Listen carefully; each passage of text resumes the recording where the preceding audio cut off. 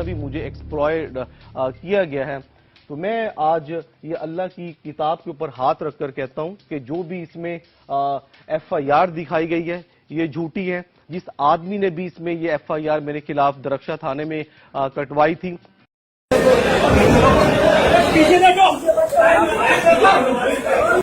अभी आपको Karachi Sindh high court से अहम खबर देंगे। अदालत की जानिब से हुक्म इम्तना के बावजूद ARY का प्रोग्राम सरेआम नशर करने का ये मामला है। और अभी आपको बता दें कि अदालत ने तौहीन अदालत की दरख्वास्त पर जवाब जमा न कराने पर बरहमी का इजहार किया है।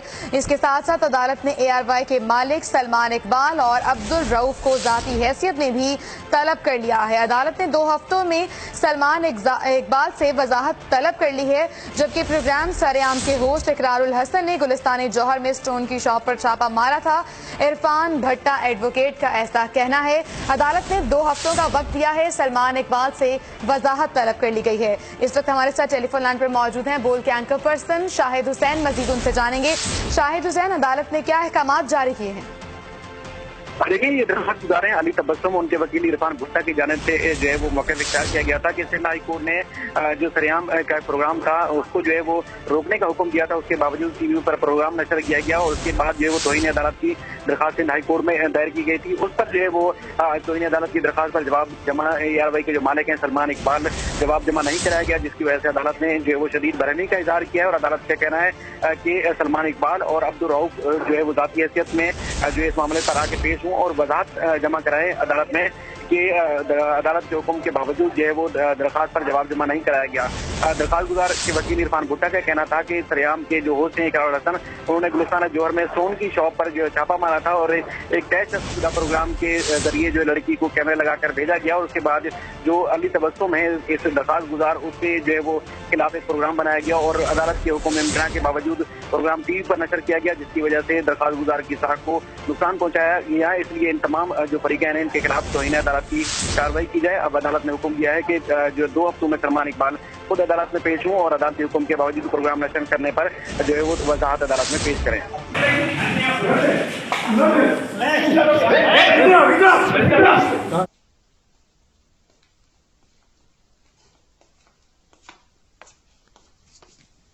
मैंने इकरारुल हसन को दिन के नोटिस भी करवाया। यदि अल्लाह की बारगाह में ये इल्तिजा मेरे अल्लाह आप इन्हें साफ करी, मेरी बेटी की जिंदगी का सवाल है और 20-22 करोड़ मामने हमें वो करोड़ भी दिया था जो इकरारुल हसन के पास उसने नहीं दिया। जो शो किया है अपने टीवी चैनल पर, मुझे मेरी शोहरत को, मेरे कारोबार को, मेरी इज्जत को दागदार करने के लिए, मैं सोच भी नहीं सकता था ये शख्स इस हद तक गिर जाएगा, एक औरत का इस्तेमाल करेगा मेरे ऊपर गंदे इल्ज़ामात लगाने के लिए। व्यूअर्स, ये मुझे ब्लैकमेल करना चाह रहा है। मैं इसकी ब्लैकमेलिंग में नहीं आ रहा और ये मुझे शायद टीवी पे देखना नहीं चाहता।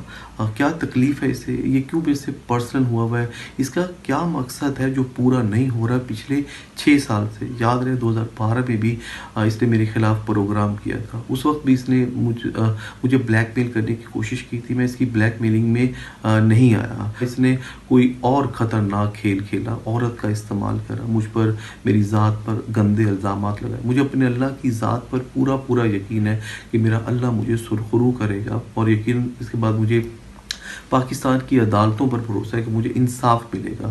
व्यूअर्स, आप जिस इकरारुल हसन को शो करते हुए देखते हैं, अल्लाह गवाह है, अगर आप इसका असल चेहरा देख लें तो आप कांप उठे, आप लरस जाएं।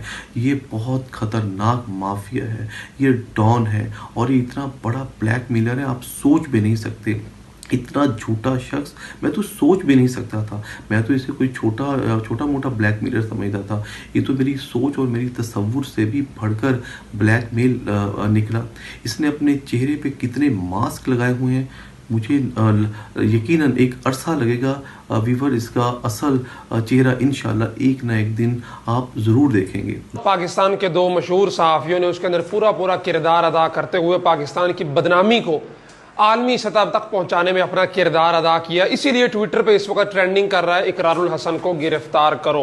अगस्त को इन्होंने सारा हल्ला गुल्ला किया, घर चले गए। 15 अगस्त को ये खतून अपने इंस्टाग्राम पे तस्वीर लगाती हैं, बड़ा मेकअप थोप शोप के सारा कुछ करके, और कोई टेंशन नहीं है।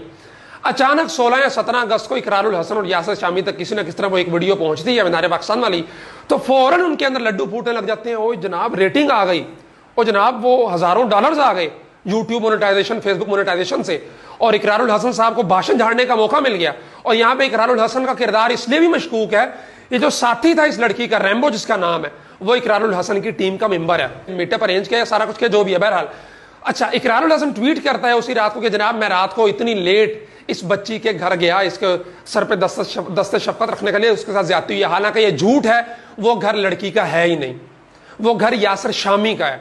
इन्होंने उस लड़की को अपने घर बुलाया। तो जो ट्रेंड चल रहा है ट्विटर पे, इकरारुल हसन को गिरफ्तार करो, मैं पूरी तरह उसका साथ देता हूं कि इकरारुल हसन को शामिल तफ्तीश करो, उसका जो साथी है रैम्बो उसको शामिल तफ्तीश करो, यासिर शामी को शामिल तफ्तीश करो, और इन तमाम किरदारों को कटहरे के अंदर खड़ा करके तमाम हकायक पाकिस्तानी कौम के सामने लाओ। ये वही कामरान फारूकी हैं जिन्होंने सिंध असम्बली में वेपन लेके गए थे। बाद में इकरारुल हसन साहब की गिरफ्तारी भी अमल में आई थी और कामरान फारूकी की भी गिरफ्तारी अमल में आई थी। माजी में भी इकरारुल हसन साहब के लोग जो है वो गिरफ्तार होते रहे।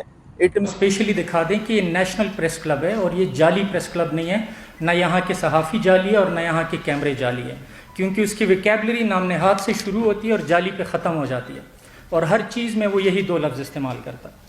तो ये नेशनल प्रेस क्लब है जिसमें ये प्रेस कॉन्फ्रेंस हो रही है और ये तमाम मेजर TV चैनल्स यहाँ पे आए हुए हैं, और अल्लाह इनको सबको अखलाक की जुर्रत भी दे कि बाद में ये खबर चले भी।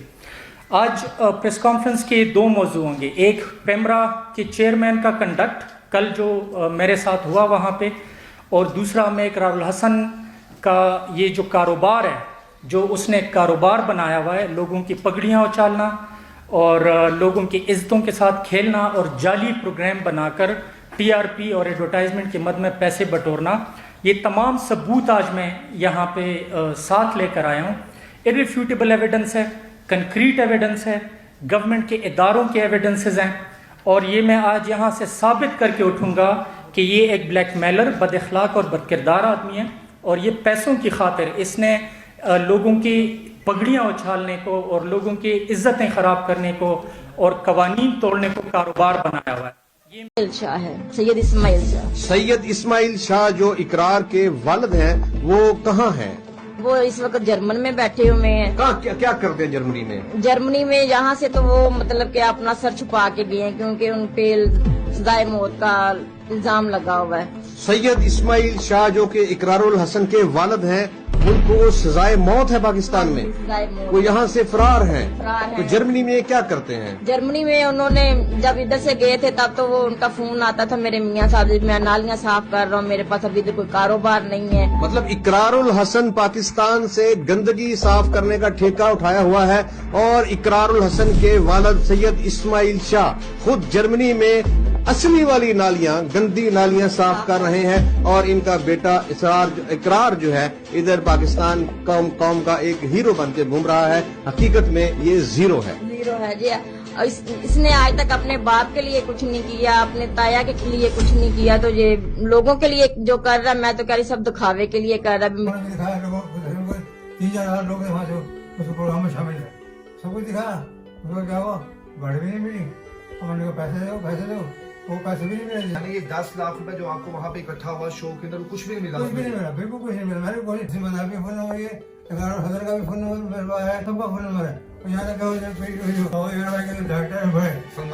मालिक है, उनको भी मैंने फोन किया, कोई जवाब नहीं देता। तो हमारा प्रोग्राम शायद वो इकरार साहब देखे, वसीम बदामी साहब, तो कोई पैगाम दे उनको। लेकिन तुम्हारी ये बात जिंदगी को याद रहेगी, और मैं तुम्हें अल्लाह ताला का पकड़ लूंगा।